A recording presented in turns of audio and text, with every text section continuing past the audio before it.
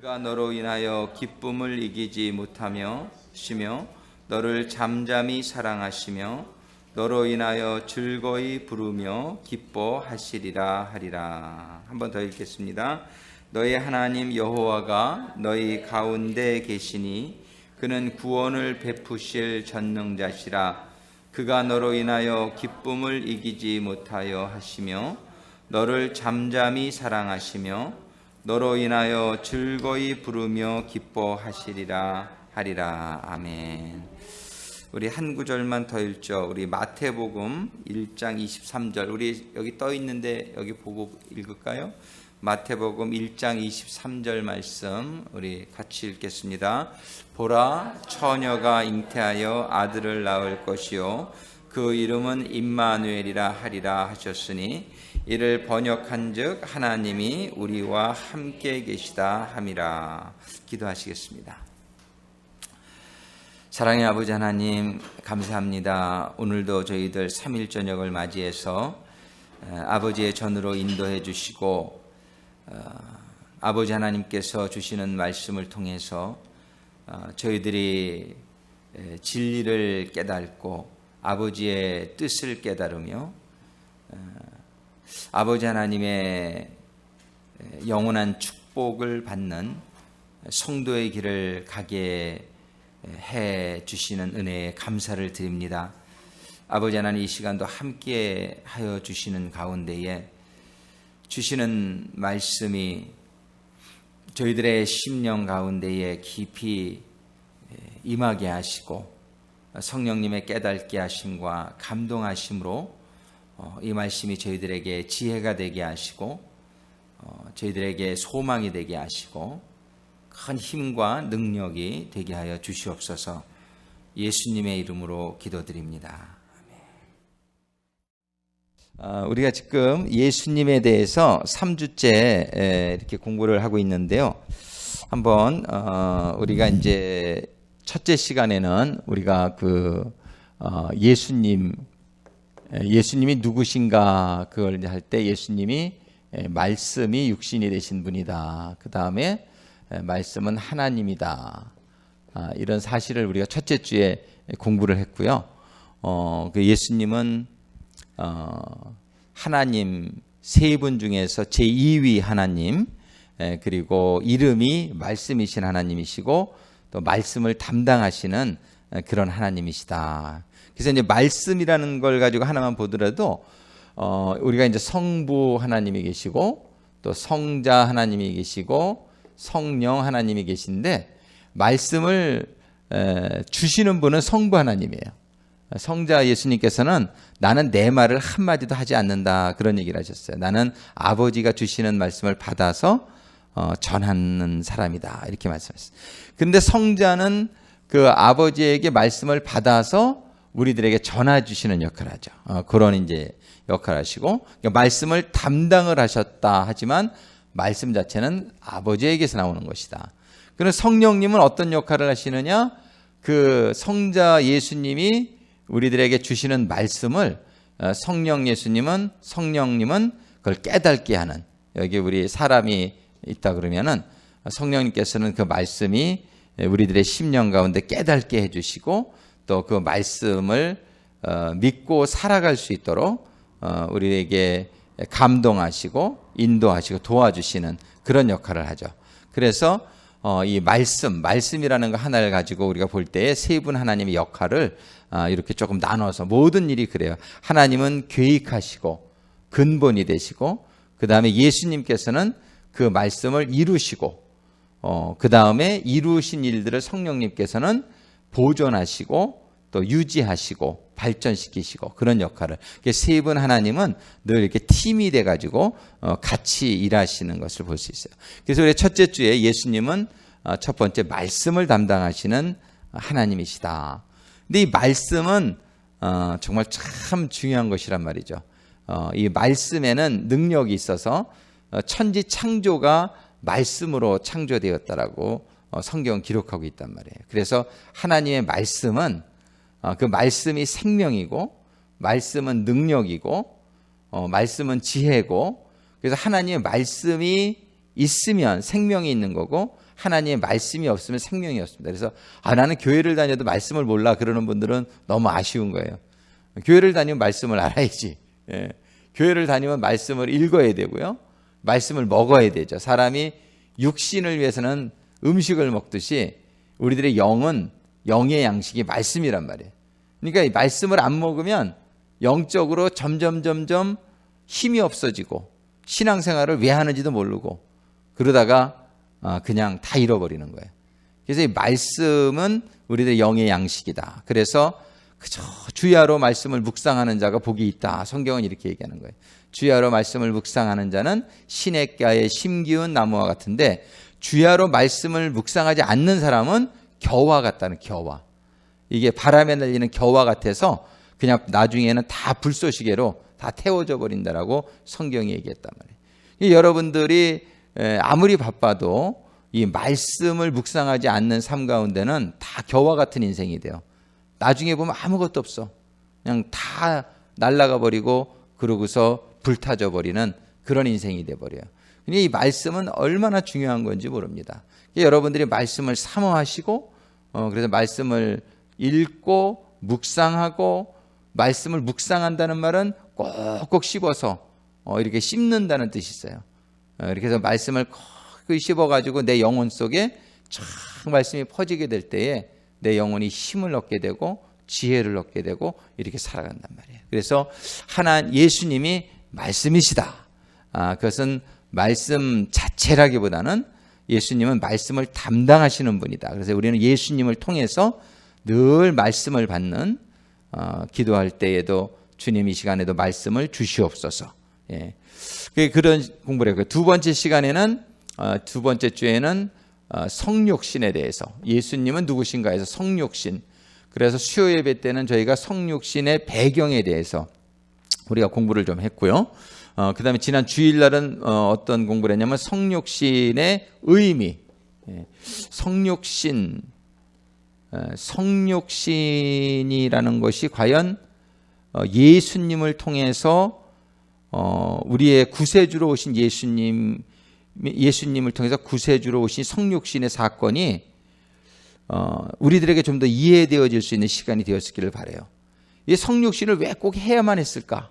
꼭 왜 해야만 했을까? 그런 생각을 했죠. 그리고 왜 예수님 아니면은 구세주가 될 수가 없나? 이 성육신을 할 수 있는 분이 딱 예수님 한 분 외에는 이게 자격이 없다는 것을 우리가 공부를 했는데 지난 주일날 이 성육신의 의미에 대해서 우리가 생각을 해봤어요. 그래서 성육신 하여튼 그래서 이 성육신이 왜 필요한가 한번 그렇게 우리가 간단히 좀 짚어보면 성육신이 왜 필요한 것인가? 왜 필요하신 거예요? 그거는 처음 이 성육신을 하신 이유는 우리 죄의 문제를 해결하기 위해서 성육신 하신 거다. 인간들은 모두 죄를 지었는데 그 죄의 삭은 사망이라 죄 지으면 누구나 다 죽어야 되는데 죄를 지으면 다 죽어야 된단 말이에요. 근데 하나님께서는 이 죄의 더 큰 의미는 우리에게 영생을 주시려고 하시는 게 하나님의 뜻이죠. 영원한 생명, 영생. 이 영생을 주시려고 하시지 않았으면은 우리를 그냥 천국에다 창조하셨어도 괜찮단 말이에요. 근데 그냥 천국에다 창조하셨으면은 천사와 다름이 없죠.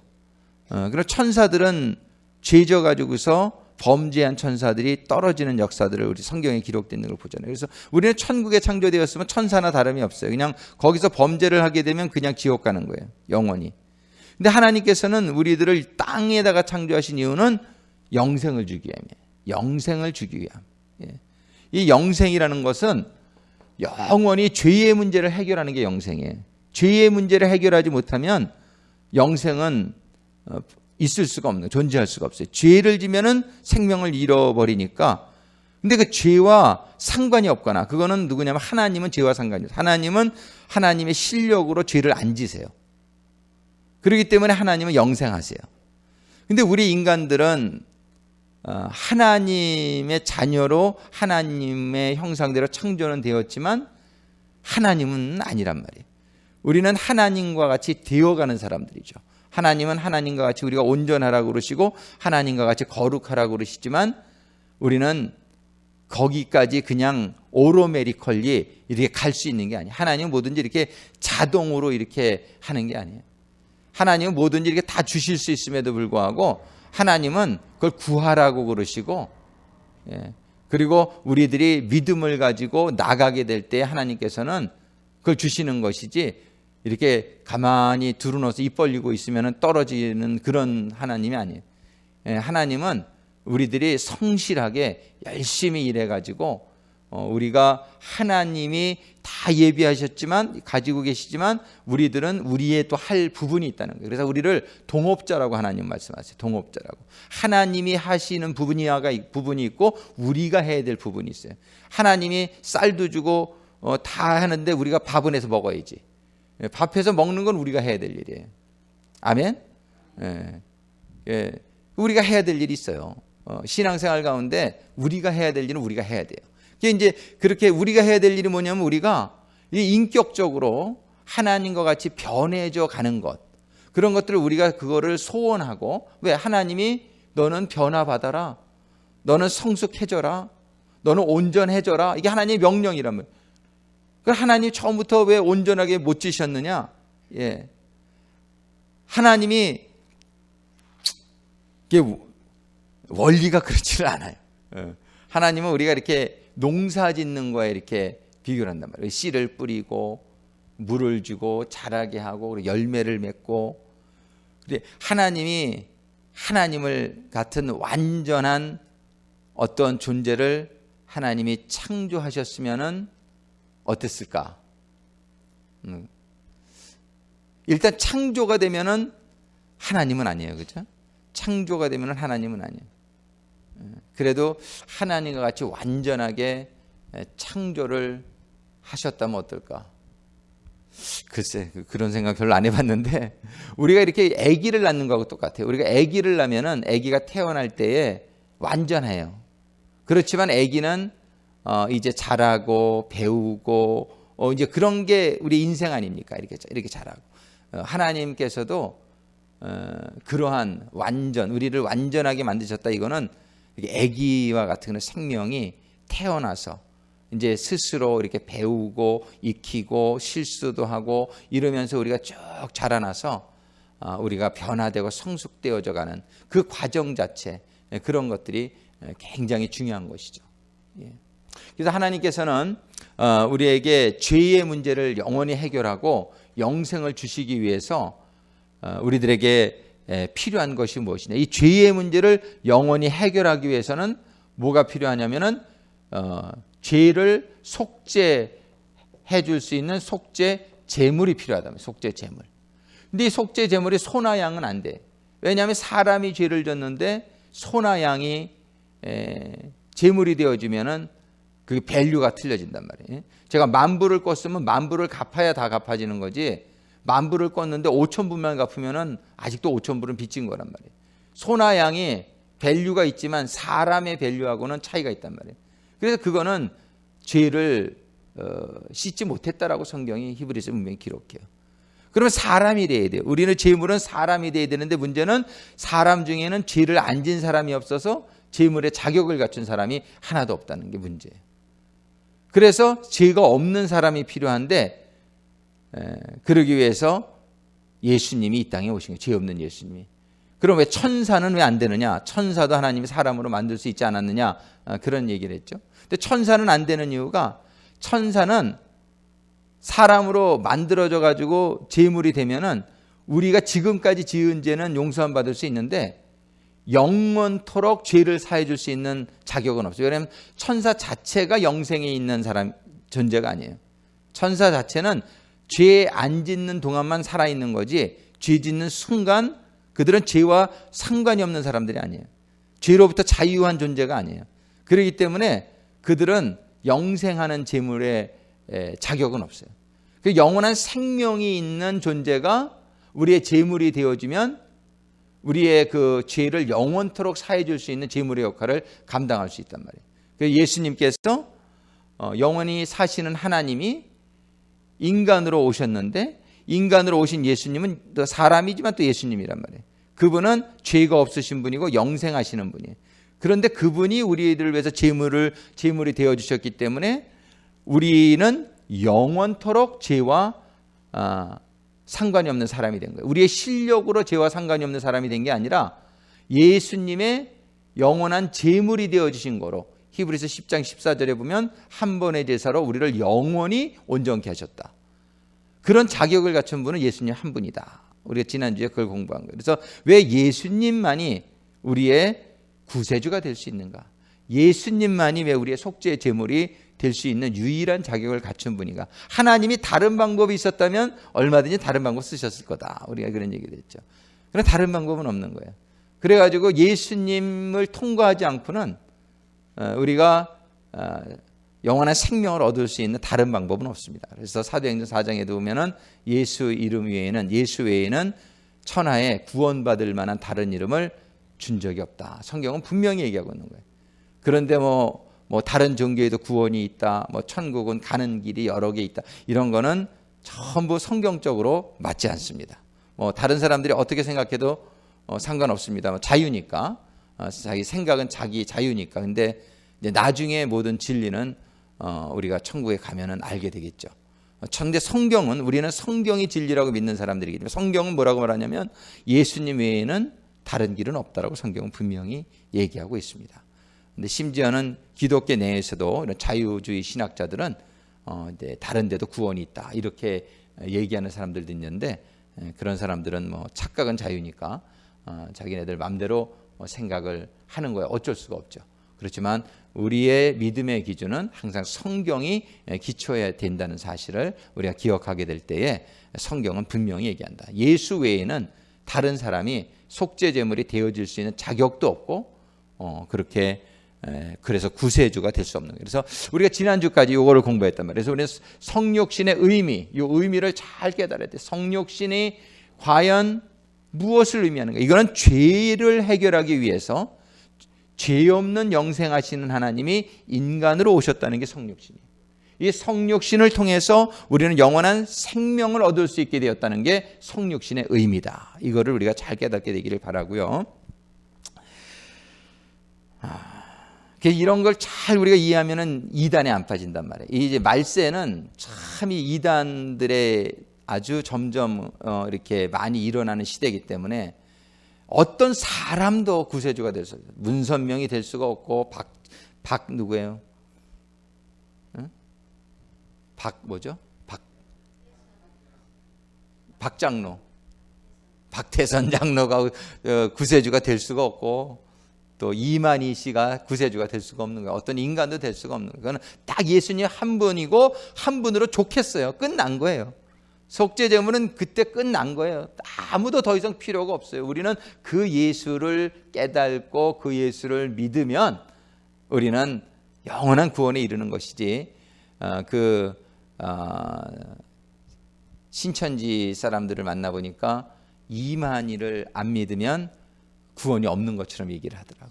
이만희를 안 믿으면. 얼마나 비성경적이고 이렇게 잘못된 가르침인 것을 우리가 분명히 아시고 여러분들이 신앙에 아주 든든한 기반을 갖추게 되길 바라요. 오늘은 이번 주간은 성육신에 대해서 좀 더 생각을 해보는데 주일날 말씀 주제는 성육신의 그 어떤 그 태도 이런 거에 대해서 주일날은 말씀을 좀 나누고 싶어요. 그러니까 예수님이 성육신 하실 때의 그 예수님의 마음가짐, 그 성육신의 사랑 이거에 대해서 좀 더 말씀드렸는데 오늘은 이 성육신의 역할이라고 그래야 될까요? 역할. 우리가 뭐 역할에 대해서 사실 지난주에도 많이 봤지만 오늘은 조금 다른 애스펙트를 가지고 우리가 성육신을 좀 생각해 보려고 그래요. 오늘 제가 드리고자 하는 얘기는 굉장히 뻔한 얘기라 좀 재미가 없을지도 모르겠어요. 아주 뻔한 얘기인데 그래도 한번 또 그냥 복습하시는 의미로 여러분들이 들어주시면 감사하겠어요. 이 성육신 하면 우리가 생각하는 것이 성육신 하면은 임마누엘 하나님, 그죠? 이거를 우리가 아까 마태복음 1장 24절에서 봤지만 성육신은 우리의 구원을 주시기 위해서 영생을 주셔서 오셔서 이렇게 이루신 거지만 또 이 성육신이라는 그 말 자체가 의미하는 건 하나님이 육신이 되셨다 이런 뜻이에요. 근데 하나님이 육신이 되셨다 이런 말뜻에서 우리는 임마누엘, 그래서 예수님의 이름을 임마누엘이라 하라. 여기 이사야서에서도 보면은 임마누엘이라 하라. 이사야서 7장 14절에 한번 같이 읽어볼까요? 그러므로 쭉 읽어보세요. 같이.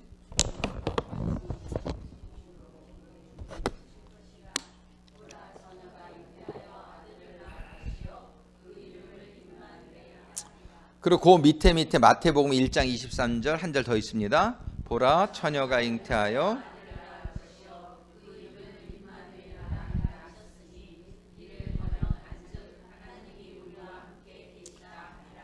예, 임마누엘의 뜻이 뭐예요? God is with us. 예, 하나님이 우리와 함께 계시다. 하나님이 우리와 함께 계시다. 그래서 오늘은 함께 하시는 하나님 요런 좀 각도에서 지금 우리가 하나님이 우리의 이제 아버지시니까 참 하나님이 우리를 얼마나 사랑하시느냐 그런 거를 생각해 보면은 정말 하나님은 우리를 얼마나 사랑하시는지. 하나님은 이 세상을 왜 창조하셨을까요? 사람을 위해서, 그죠? 그러니까 하나님이 다 이 세상 창조하시고 맨 마지막에 에덴 동산 창조하시고 다 모든 걸 준비해 놓으시고 아담과 이브를 싹 만들어 주셨어요. 너희들 여기서 살아라 이렇게. 예. 그러니까 이 모든 세상은 하나님이 필요하신 게 아니에요. 하나님은 천국이 다 있어요. 더 좋은데. 근데 하나님은 사람을 위해서 이 세상을 창조하셨고 그 사람이 이 세상에 살면서 이제 결과적으로 영생을 얻게 하기 위해서 창조하셨는데 하나님이 사람을 창조하시고 하나님이 사람을 창조하시고요. 제일 먼저 하신 일이 뭘까요? 흙으로 사람을 창조하시고 그 다음에 제일 먼저 하신 일이 예? 그렇죠. 우리 창세기 2장 7절의 말씀 파워포인트가 그 다음에 보면 있을 거예요. 여기 안 적어놨나? 우리 창세기 2장 7절의 말씀에 보면은 우리들이 잘 아는 말씀이지만 한번 같이 읽어보겠습니다. 여호와 하나님이 흙으로 사람을 지으시고 생기를 그 코에 불어넣으시니 사람이 생명이 된지라.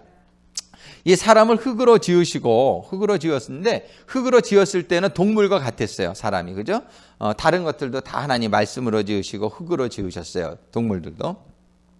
그런데 사람에게만 하나님이 하신 일이 있는데 이 코에다가 하나님이 생기를 불어넣으셨어요. 생기. 근데 이 생기라는 말이 성령이라는 말하고 동일한 원어예요. 성령. 생기라고 이제 돼 있는데 그 원어가 히브리어로 루아흐인데 루아흐라는 말은 이 생기라는 말이고 바람이라는 말도 있고 그 다음에 성령이라는 말하고 이게 다 같은 단어예요. 그러니까 사람에게 생기 즉 성령님이 사람 안에 들어가요. 사람 안에 들어가요. 그래가지고서 사람이 생명이 되었다. 생명. 예. 이 생명이 되었다. 이거는 뭐냐면 하나님의 영이 육체에 들어와서 사람이 살아있는 영이 되었다. 이렇게 말씀하고 있어요. 그 전도서에 보면은 이런 말씀이 있어요. 한번 구약성경 전도서 한번 잠깐 보겠어요. 전도서 12장 7절의 말씀 958페이지인데 전도서 12장 7절의 말씀 우리 한번 같이 읽어보겠습니다. 흙은 여전히 땅으로 돌아가고 신은 그 주신 하나님께로 돌아가기 전에 기억하라. 자 보세요. 여기서 흙은 사람 몸을 말하는 거예요. 사람 몸이 흙으로 지었으니까 흙은 여전히 땅으로 돌아가고 뭐든지 나온 대로 돌아가는 그런 원리가 있죠. 그래서 사람의 몸은요 죽으면 흙됩니다. 그죠? 흙돼 한 줌 흙이 되죠. 제 친했던 친구가 지난 금요일 날 죽었는데 믿음 안에서 죽어서 너무 감사한데 화장을 했더라고. 화장을 해가지고서 정말 너무 건강하게 살더네요. 이름이 근혁이라고. 정말 한 줌 흙이 됐어요. 그래가지고 그 아들 하나 딸 하나 있는데 애들이 이렇게 이제 갖다 뿌리고 이렇게 화장을 했는데 사람이 죽으면 이렇게 한 줌 한 줌 흙이 돼요. 그죠? 그냥 너무 아직도 이렇게 실감이 안 나. 이번에 내 나가면 자기가 곱창 사주겠다 그랬는데 저랑도 이렇게 통화도 하고 이렇게 아주 친했던 친구인데 이게 믿어지지가 않아요. 근데 그렇게 사람이 죽게 되니까 금방 죽더라고요. 심근경색으로 이렇게 그냥 아침에 못 일어났어요. 저녁 때 좀 답답하다고 잠들었는데 아침에 못 일어나서 보니까 그냥 죽어 있는 거예요. 그 사람이 근데 죽으니까 허무하더라고요. 그러니까는 바로 3일 만에 장례 치르고 이렇게 이제 화장을 바로 하니까 그냥 한 줌 재가 돼 버리는 거예요. 한 줌 재가. 예. 사람의 몸은 그냥 그렇게 됩니다. 예. 그래서 우리가 항상 그 앞일을 이렇게 좀 준비하는 사람들이 성공하죠. 이 세상에서도 한 20년, 30년 앞에 일을 바라다 보는 사람들이 성공을 합니다. 근데 사람들이 이 세상 일은 이렇게 바라보면서 앞으로 죽은 다음에 어떤 일이 일어날 거에 대해서는 사람들이 잘 생각을 못 해요. 근데 우리는 분명히 기억할 것은 성경이 뭐라고 되냐면 흙은 땅으로 돌아가지만 신은 이 spirit 영어로 그 우리의 우리 안에 신이 들어 있어요. spirit이 들어 있어요. 이 신은 주신 하나님께로 돌아간다. 성경이 이러거든요. 이 우리의 우리의 spirit이 어디서 왔다고요? 하나님께로 지금 왔다. 그러니까 그대로 창세기 2장 7절의 말씀대로 하나님이 흙으로 사람의 몸은 짓지만 이 사람 몸 안에 생기를 불어넣어 주셨는데 그 성령을 불어넣어 주셨는데 그 신이에요. 그게 성신. 그 신은 주신 하나님께로 돌아가기 전에 기억해야 된다. 이거를 알고 내가 죽으면 이 몸은 땅으로 돌아가지만 내 안에 들어있는 내가 있어요. 내 안에 들어있는 내. 저는 그 영화가 참 기억에 남는데 옛날에 고스트라는 영화. 그죠? 고스트라는 영화. 그 참 데미 모어인가요? 데미 모어하고 패트릭 스와제 죽었지. 패트릭 스와제도. 예. 근데 그 영화에 보면은 패트릭 스와제가 이렇게 사고로 유리에 어떻게 탁 박혀가지고 죽어. 누워서 죽는데 싹 어떤 사람이 일어나 그 몸에서. 그게 그 영이죠. 패트릭의 영. 이게 너무 잘 그렸어. 우리가 그렇게 돼요. 저는 이렇게 임종하시는 성도님들은 몇 분 보니까 이게 뭐 정확해. 사람이 죽으면요, 육신은 성경에 보면은 영혼의 집이라고 돼 있어요. 영혼의 집. 그래서 우리는 육신이 죽는 순간 영혼이 싹 일어납니다. 그래서 그 천사가 와서 데려가시는 분은 얼굴이 그냥 주름살이 하나도 없이 쫙 펴져요. 그래서 미소를 지면서 천사의 손을 잡고 쫙 가는 게 보는 듯이 분명해. 근데 그 시커먼 옷 입고 그 지옥의 사자들이 와서 데려가는 사람들은 막 그냥 무서워가지고 막 그냥 막 소리 지르고 막 몸이 온 비비꼬여가지고서 끌려가는 모습을 그냥 눈으로 보는 듯이 정확해요. 그래서 사람 죽을 때 보면은 다 알아요. 이 사람이 지옥 갔는지 천국 갔는지 다 알아요. 너무 그 죽을 때를 근데 사람들이 준비를 안 해요. 그래가지고서 참 그 안타까운 결과들을 보는데 장로님도 지옥 가는 거 봤고 저는 뭐 다 봤어요. 그 목사님들도 지옥에 얼마나 많이 가는지 모르고 이건 뭐 절대 이건 하나님이 인정하는 믿음 가져야지 나 나름대로의 신앙생활 그냥 뭐 혼자 이렇게 했다가는 죽을 때 가서 얼마나 후회하는지 몰라요. 예. 우리가 신앙생활을 잘해야 되는데 그건 왜냐하면 우리의 영혼은 죽지 않아요.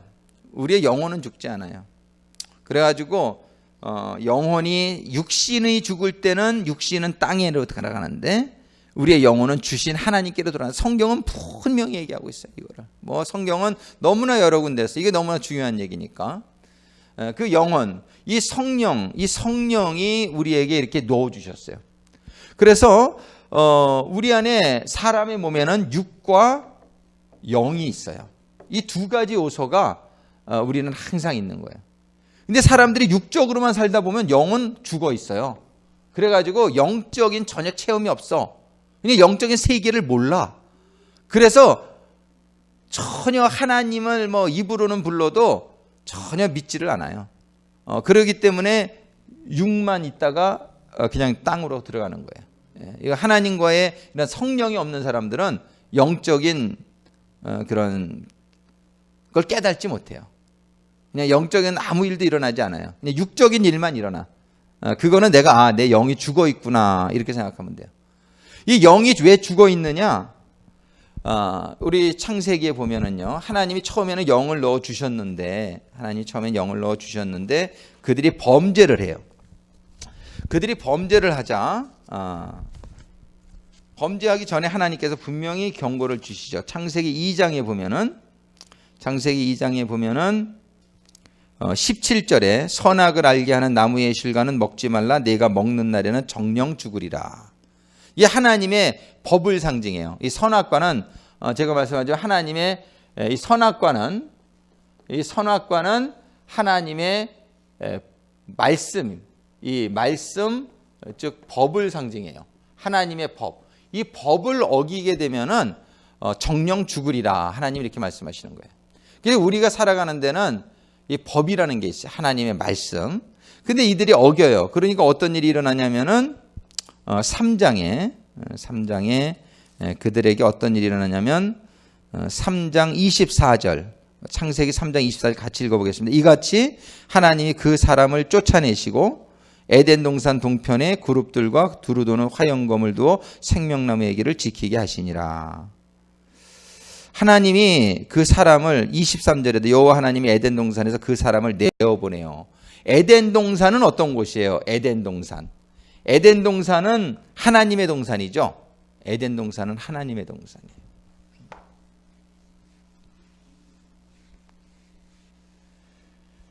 에덴 동산은 하나님의 동산인데 에덴 동산에는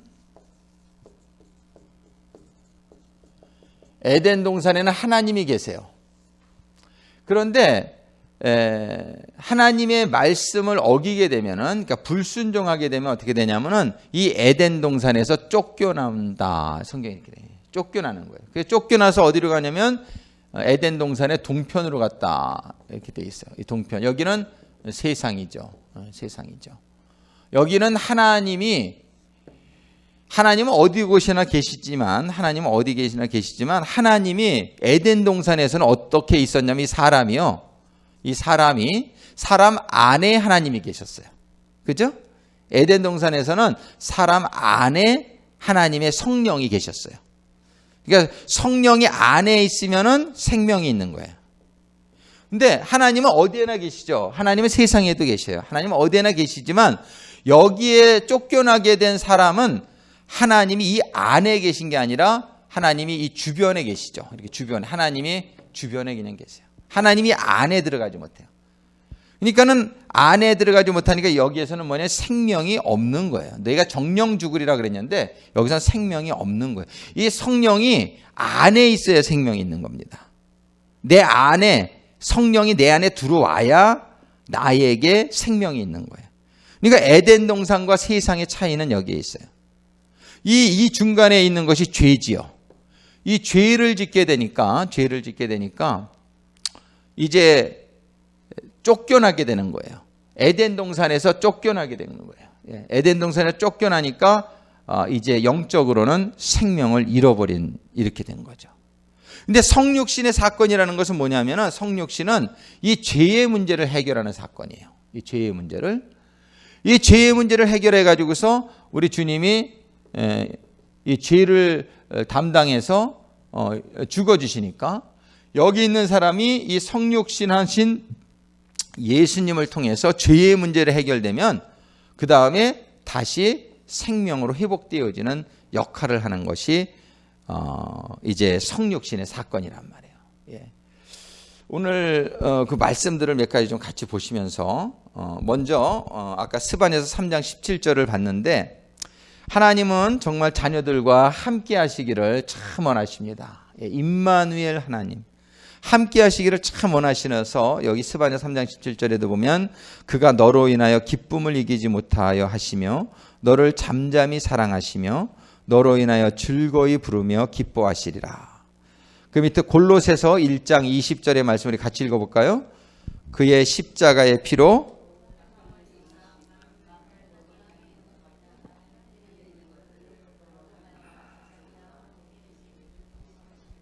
하나님은 이렇게 화목해 되는 것을 기뻐하셔요.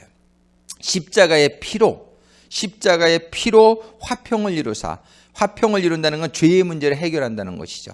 그래서 만물고 땅에 있는 것들이나 하늘에 있는 것들 그로 말미암아 자기와 화목해 하시기를, 하나님은 참 우리 자녀들과 화목하게 되기를 원하세요.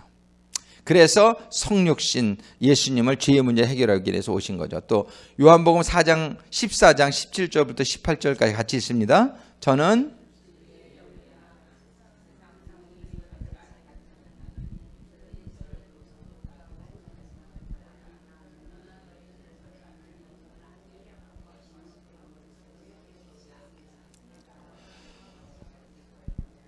그 빨간색으로 쓴 거 보면 너희와 함께 거하시며 또 너희 속에 계시겠습니다. 하나님은 먼저 영어 성경에 보면은 with라는 전치사와 그 다음에 in이라는 전치사로 구분을 했었는데, 하나님은 우리가 이렇게 세상에 있을 때에 하나님은 우리에게 다시 생명을 주기 위해서 하나님은 우리와 늘 함께 하십니다. 하나님은 그래서 하나님은 I am with you. I am with you. 하나님은 우리와 늘 함께 하신다라고 성경은 기록해요. 말씀 그대로 내가 너희를 고아와 같이 버려두지 아니하겠다. 그래서 우리는 하나님을 느끼지 못할 때에도 하나님은 우리와 늘 함께 하십니다. 늘 함께 하시는데 그냥 그렇게 함께 이 with us를 가지고서는 우리에게 아직 생명이 임한 게 아니에요.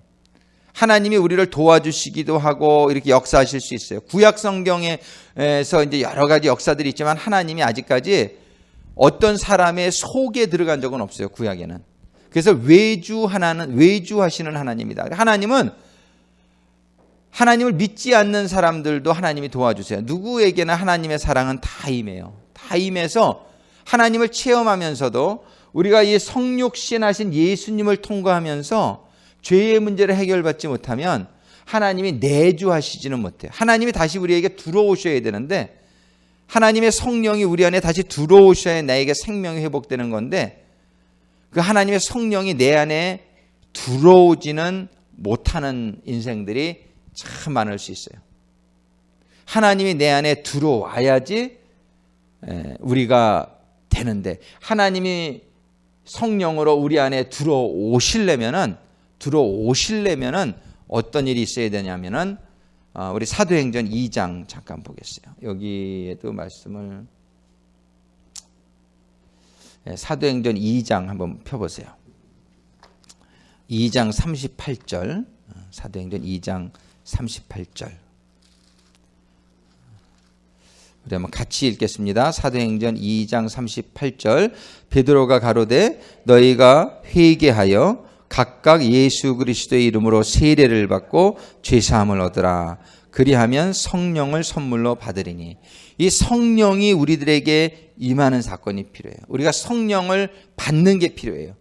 그냥 성령과 함께 있는 단계를 넘어서 성령이 우리 안에 들어오는 사건이 필요해요. 예. 그것은 여기서도 말했지만 예수 그리스도의 이름으로 세례를 받고 죄사함을 얻으라. 예수 그리스도, 이 성육신하신 예수 그리스도, 우리의 영원한 속죄의 제물이 되어주신 예수 그리스도, 이 예수 그리스도를 믿고 예수 그리스도의 이름으로 세례를 받고 우리가 죄 사함을 받게 될 때에 성령을 선물로 주시리라. 이 성령을 받는 것은 그래서 요한복음도 한번 보세요. 요한복음 3장에 보면은 분명히 성경은 이렇게 선포하고 있어요. 요한복음 3장 3절 우리 같이 읽습니다. 요한복음 3장 5절 읽어요. 5절 같이 읽습니다. 예수께서 대답하시되 진실로 진실로 내게 이르노니 사람이 물과 성령으로 나지 아니하면 하나님 나라에 들어갈 수 없느니라. 여기 물을 무엇으로 해석할 것인가에 대해서는 조금 이견이 있을 수 있는데 성령은 확실히 성령이죠. 근데 물은 보통 말씀으로 해석을 해요. 말씀. 물은 우리를 씻겨주는 건데 그 말씀이 우리를 씻겨준다. 이런 성경의 말씀이 있어요. 그래서 말씀으로도 보고 아니면 그냥 세례라고도 이렇게 보기도 하고. 어쨌든 물에는 조금 해석의 차이가 있을 수 있지만 성령으로 나지 아니하면 하나님 나라에 들어갈 수 없다. 물과 성령으로 나지. 사람이 물과 성령으로, 말씀과 성령으로 이렇게 우리가 보통 보는데 하여튼 이 성령으로 나지 아니하면 하늘나라에 들어가지 못합니다. 그래서 이 성령은 생명이에요. 말씀도 생명이다 우리가 그랬죠. 말씀은 생명이에요. 말씀도 생명이지만 성령이 생명이에요. 어떻게 보면 말씀은 생명을 받아들일 수 있도록 준비하게 하는 게 말씀이에요. 말씀 자체도 생명이긴 하지만 말씀을 통해서 우리가 깨달음을 얻고 죄인임을 깨닫고 회개하고 말씀을 통해서 그리고 속죄함을 얻죠. 말씀을 복음을 통해서 속죄함을 얻는데 실제 생명 자체는 성령이에요. 이 성령이 우리가 다 죄사함을 받은 다음에 성령이 들어오는 거예요. 이 성령이 들어오는 사건. 자, 오늘은 계속해서 하나님이 우리와 함께하기를 원하신다. 참 함께하기를 원하시는데 그냥 with us 요 정도를 가지고는 안 돼요. 한번 요한복음 14장을 펴보세요. 요한복음 14장. 여기에 적혀 있어요. 우리 요한복음 14장 조금 전에 읽었죠. 조금 전에 읽었는데 거기에 보면은 빨간 글씨로 써 있는 부분 한번 보면 너희와 함께 거하시며, 여기서 함께는 with예요. 근데 너희 속에 계시겠습니다. 근데 너희 속에는 미래형으로 되어 있어요. will be in you.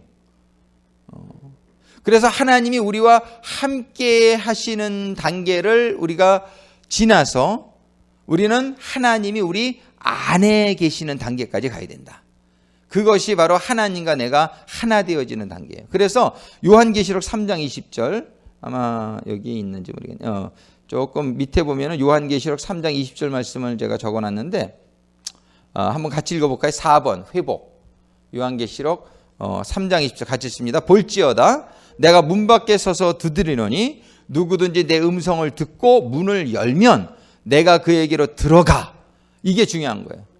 우리 하나님이 우리 안에 들어오는 게 중요해요. 성령이 우리 안에 들어와야 나에게 생명이 있는 거예요. 그래서 우리 주님이 우리 안에 들어오시려면 아까 사도행전 2장 38절의 말씀을 보았지만 어떻게 해야 돼? 예수를 믿고 예수의 이름으로 죄사함을 얻어야 돼요. 예수를 통해서 성육신하신 우리의 죄를 위해서 대속제물이 되어주신 예수를 믿고 예수의 말씀을 통해서 우리가 죄를 깨닫고 회개해야 돼요. 근데 회개가 꼭 일어나야 되죠. 회개가 없는 죄사함은 없죠. 우리가 말씀을 통해서 우리가 잘못하고 있는 걸 깨닫는 것이 필요해요.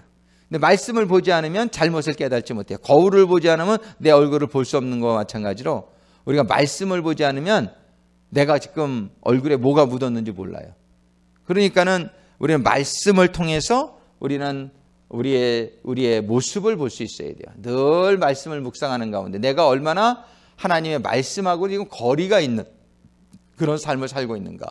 이런 걸 늘 깨닫는 가운데 하나님 앞에 늘 회개하는 마음, 그런 가운데 늘 주님의 보혈로 또 성결함을 얻고 그리고 하루를 시작하고 또 살던 가운데 또 뭐 좀 잘못한 게 있으면 또 우리가 하나님 앞에 회개하고 그리고 주님의 보혈로 또 성결함을 받고 그럴 때에 우리에게 주님이 임하시는 거예요. 이 회개를 하고 그다음에 정결함을 받게 될 때에 성령님 I am ready. 내가 준비되었습니다. 나에게 들어오세요. 이게 성령님이 이렇게 자꾸 우리에게 늘 임하는 그러한 삶이 성령이 내 안에 거하시는 단계. 내 안에 거하시는 단계. 그래서 그것이 하나님이 우리와 함께 하기를 원해요. 이 성육신 예수님의 이름을 임마누엘이라고 줘라. 임마누엘이라고 줘라. 이 임마누엘은 하나님이 우리와 함께 하신다는 뜻이다. 하나님은 우리와 함께 하시기를 원하십니다. 하나님은 우리에게 영생을 주셔서 영원토록 우리와 함께 하기를 원하세요. 함께 하기를. 그래서 우리가 여기 제가 오늘 권부견님 보면은 다시 1번으로 돌아가서 한번 정리합니다. 여기 창조시에 보면은 하나님은 성령으로 인간의 안에 들어와 계셨다. 그죠? 인간을 창조하실 때에 하나님은 성령으로 인간의 안에 들어와 계셨다. 아까 창세기 2장 7절을 읽었죠.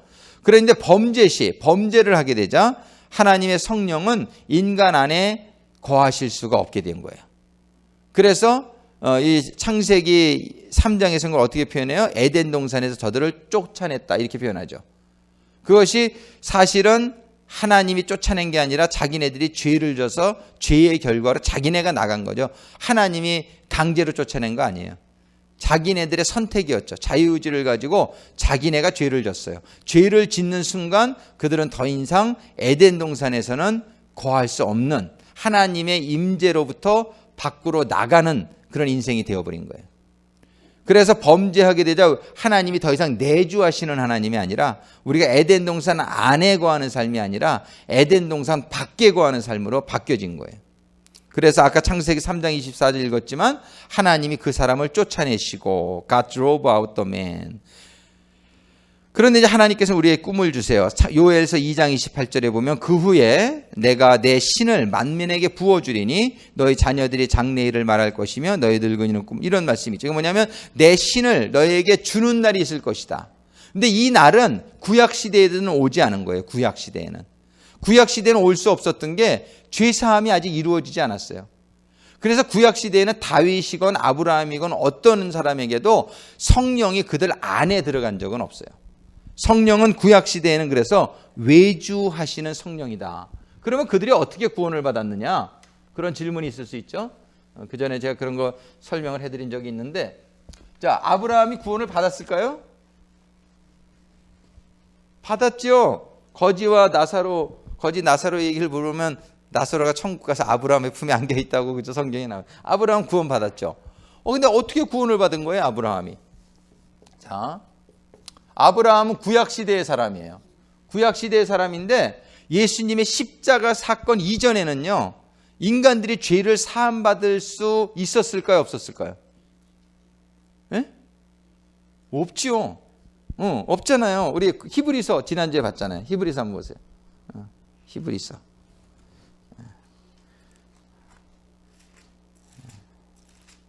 자, 히브리서에 보면은 10장에 한번 4절 우리 같이 읽어볼까요? 히브리서 10장 4절 같이 읽습니다. 이는 황소와 염소의 피가 능히 죄를 없이 하지 못함이니라. 영어 성경에 보면은 10장 4절을 읽어보면은 10장 4절고 11절 말씀 같이 읽어보겠습니다. 매일 서서 섬기며 자주 같은 제사를 드리되 이 제사는 언제든지 죄를 없게 하지 못하거냐, 그죠? 근데 영어 성경에 보면 그게 확실히 뭐라고 되어 있냐면은 never take away sins라고, never라는 단어가 썼어요. never.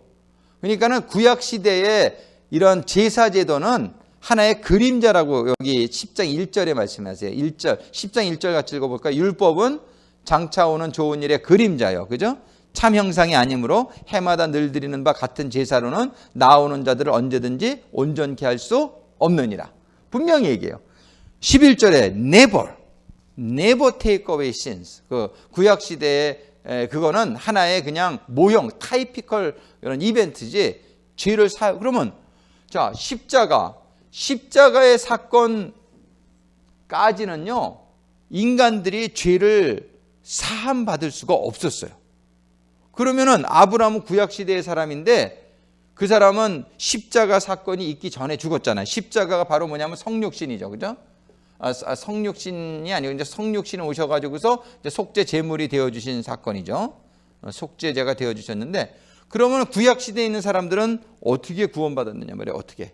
예, 이 사람들은 구약 시대에 다윗도 있고, 또 뭐 많죠. 노아도 있고, 뭐 요셉 같은 사람도 있고, 다니엘, 얼마나 훌륭한 하나님의 사람들이었냔 말이에요. 그리고 이 사람들은 막 기적도 일으켰어요, 막, 그죠? 그리고 사사기에 보면은 많은 사사들이 있잖아요, 사사들. 이런 사람들은 막 하나님이 이렇게 능력도 주시고 성령의 막 그냥 그런 파워도 막 나타나고 그런 삶을 살았는데, 이런 사람들은 성령이 속죄제가 주님이 드려지기 전이기 때문에 죄사함이 없었기 때문에 성령이 with them, 그들과 함께 하긴 하셨지만 in them은 없었어요. 그들 안에 거하는 사건은 없었어요. 근데 이들은 어떻게 구원을 받았냔 말이에요. 어떻게 구원받았냐면, 자, 이 모든 사람들이 성경에 보면은 뭐로 의로움을 받았다 그래요? 믿음. 이 사람들이 다 믿음을 가지고 있었어요. 이 믿음. 누구에 대한 믿음이냐? 이때는 예수님에 대해서는 몰라요. 예수님에 대해서는 모르지만 하나님에 대한 믿음을 가지고 있었어요. 이들이 가지고 있었던 하나님에 대한 믿음이나 신약 시대에 우리가 지금 가지고 있는 믿음, 이 믿음의 속성은 동일한 거예요. 그죠?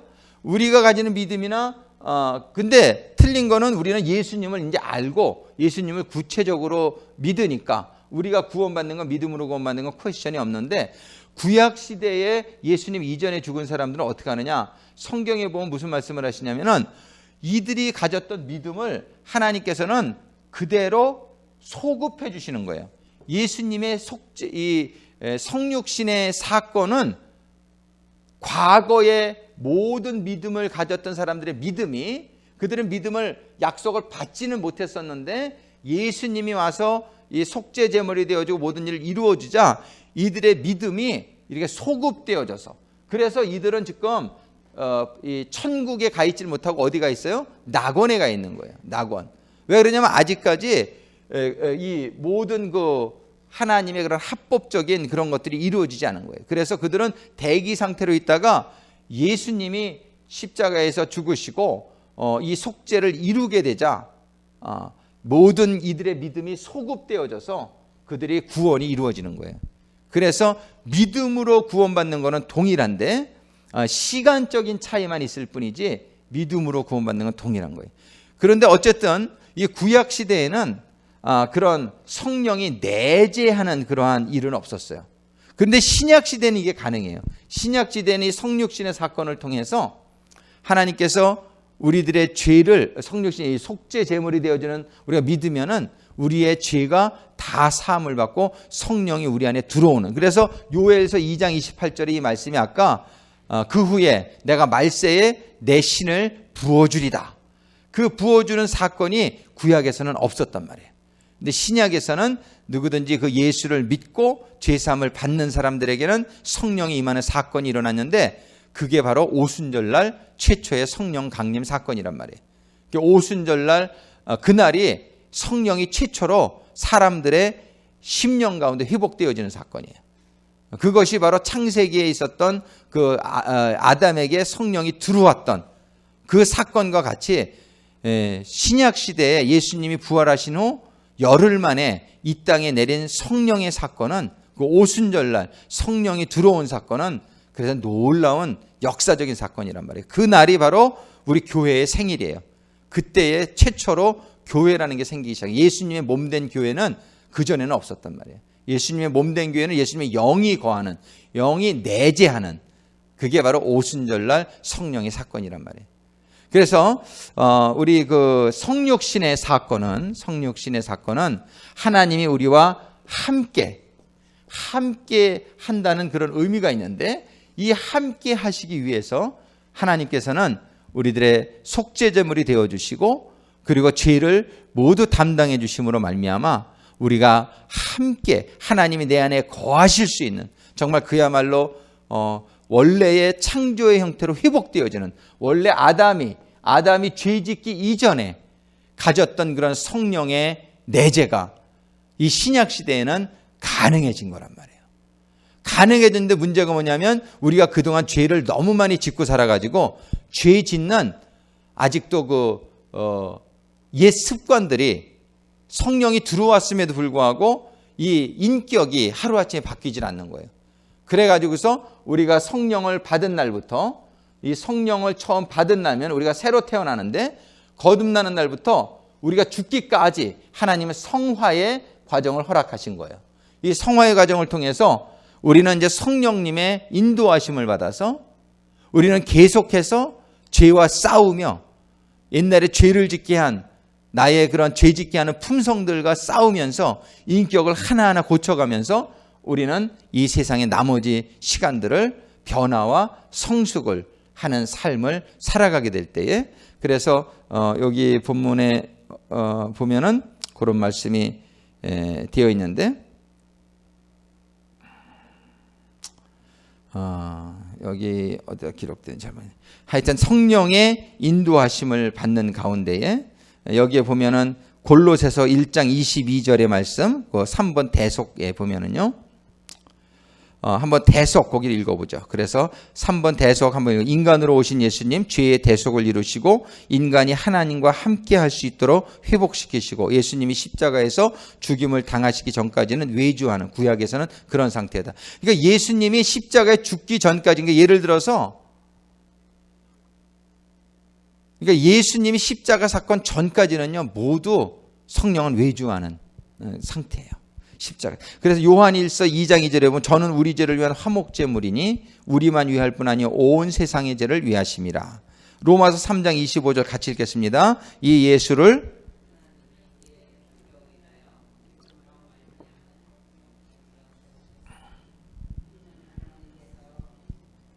길이 참으시는 중에 전에 지은 죄를 간과하심으로 자기의 의로우심을 나타내 화목제물로 삼으셨다. 골로새서 1장 22절 이제는 그의 육체의 죽음으로 말미암아 화목케 하사 너희를 거룩하고 흠없고 책망할 것이 없는 자로 그 앞에 세우고자 하셨으니 화목케 하셔서 너희를 거룩하고 흠이 없고.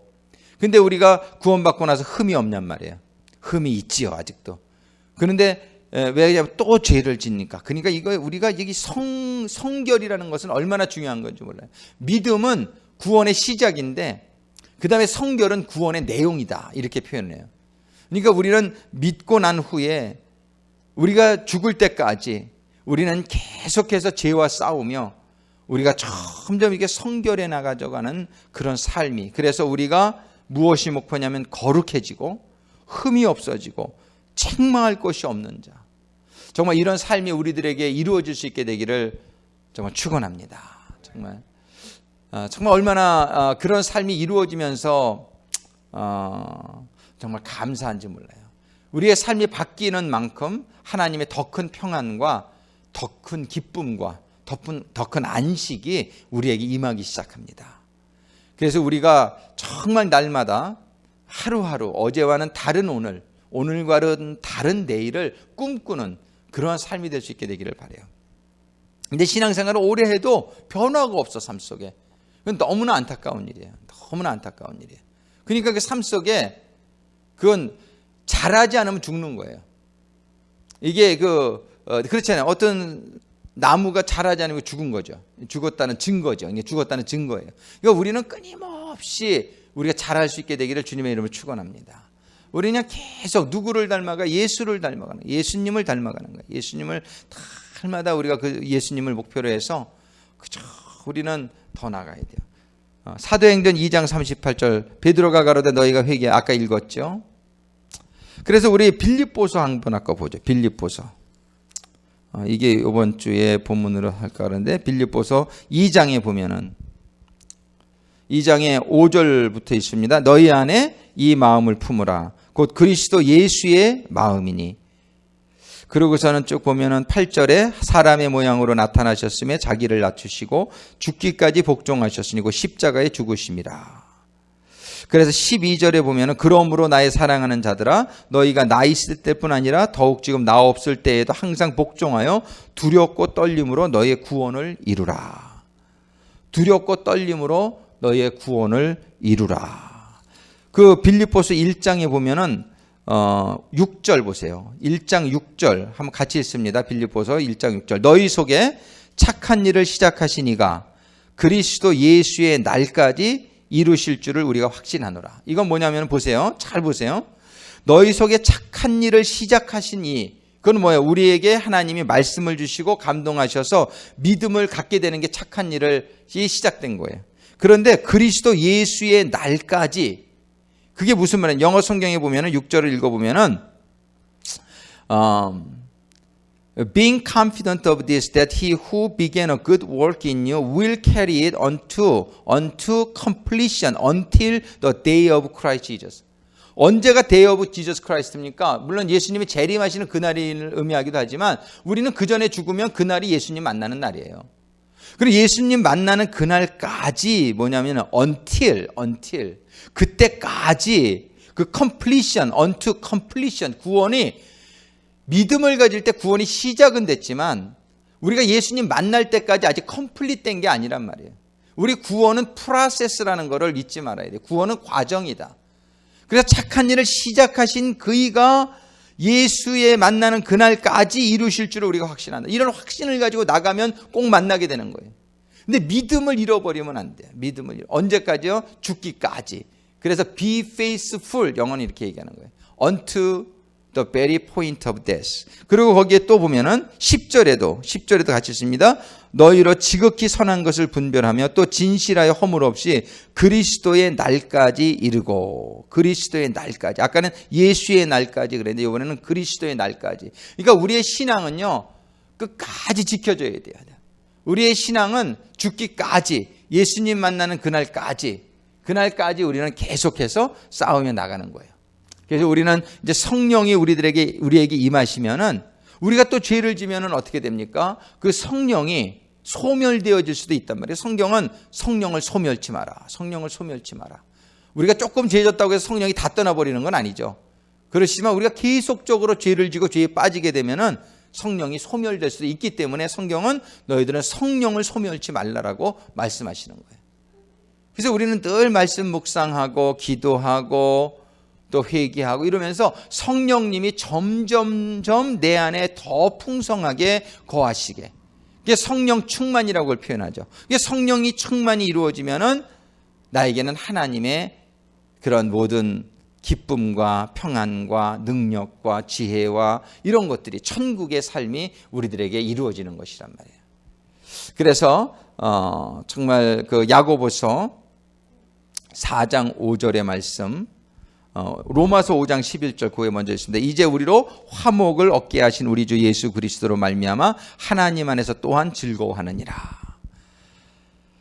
야고보서 4장 5절 너희가 하나님이 우리 속에 거하게 하신 성령이 우리 속에 거하게 하나님이 우리 속에 거하게 하신 성령이 그러니까 성령이 우리들에 들어오는 건 뭐예요? 하나님이 우리 속에 거하게 하시는 일이 바로 성령이 우리 안에 들어오시는 일이란 말이에요.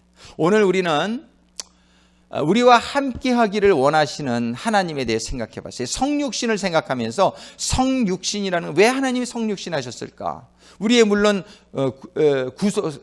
속죄 제물이 되기 위해 성육신 하셨지만 또 한 가지 다른 측면으로 보면 우리와 얼마나 함께 하기를 원하셨으면 아들이 예를 들어서 깡패 속으로 들어가 있다 그래 봐요.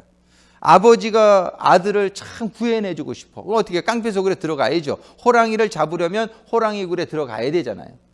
그러니까는 하나님께서 우리에게 오신 거란 말이에요. 이 성육신은 함께 하기를 원하시는 하나님의 사랑임을 우리들이 깨달아 알고 우리들이 우리들을 찾아오신 그 하나님, 성육신 하나님, 그 하나님이 우리 속에 들어오기를 원하신단 말이에요. 하나님이 그냥 밖에만 계시기를 원하시는 게 아니라 하나님 우리 속에 들어오기를 원하세요. 그 속에 들어오게 하시려면 어떻게 해야 되느냐? 사도행전 2장 38절에서 읽은 것처럼 우리가 하나님의 말씀을 보면서 우리가 하나님을 들어오시지 못하게 하는 그런 죄악된 내용들을 깨닫고 그 죄악을 우리가 회개하고 우리가 정결함을 받게 될 때에 성령님은 우리 안에 들어오시게 된단 말이에요. 그게 우리가 문을 여는 거예요. 하나님 들어와 주세요, 성령님. 그럴 때에 성령님이 우리 안에 들어오시게 때 하나님이 얼마나 내가 너희를 잠잠히 깊이 사랑하고 기뻐하느라. 스바냐서 3장 17절 우리가 찬양도 있지만 그러니까 하나님 우리와 함께하기를 원하시는데 자녀된 우리들은 하나님에게 관심이 없어요. 그러니까는 부모들이 얼마나 상처를 받는지 몰라요. 자녀들이 이렇게 나가서 살면서 부모님을 찾아보지 않고 부모님을 무시하고 이렇게 되게 되면은 부모가 상처를 받게 되는 것이죠. 그래서 제가 다음 주 월요일 한국에 또 갑니다. 어머니 아버님을 좀 찾아뵙고 싶어서 전화만 하면 언제 오냐고 물어보시니까 그래서 효도가 딴 게 아니라 그냥 가서 그냥 같이 있으면 효도더라고. 같이 있으면.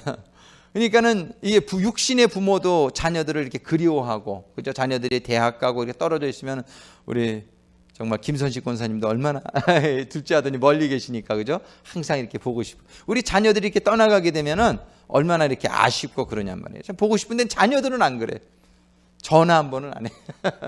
그게 얼마나 그게 상처가 되고 이게 힘드냐. 이게 좀 아쉽단 말이죠. 정말 하나님은 정말 우리를 얼마나 사랑하시는지, 하나님은 우리 안에 들어가기를 원하시는 하나님이라는 사실이, 우리 자녀를 사랑해도 내가 저 자녀 안에 들어가야 되겠다 이런 생각은 별로 안 해본 것 같아요. 같이 그냥 이렇게 있으면 좋겠다 이런 생각이죠. 근데 하나님은 그 자녀 안으로 들어가는 걸 원하신단 말이에요. 그래서 아담과 이브를 주고 영으로 하나님이 안으로 들어가셨단 말이에요. 안으로. 그리고 요한계시록 3장 20절에 내가 문을 두드리는 누구든지 문을 열면 내가 안으로 들어가겠다. 그건 우리 심령의 문을 얘기한단 말이에요. 우리가 심령의 문을 하나님께 활짝 열 수 있는, 그런 자녀들이 될 수 있기를 소원합니다. 하나님이 우리 안에 들어오시면 누가 좋은 거예요? 우리가 좋은 거지. 부모가 능력 없는 부모는 좀 같이 있어봐야 별적 없지만 하나님 우리가 얼마나 능력이 있으시냔 말이에요. 그러니까 하나님이 우리 안에 들어오신다 그러면은 우리에게는 얼마나 축복이냔 말이에요.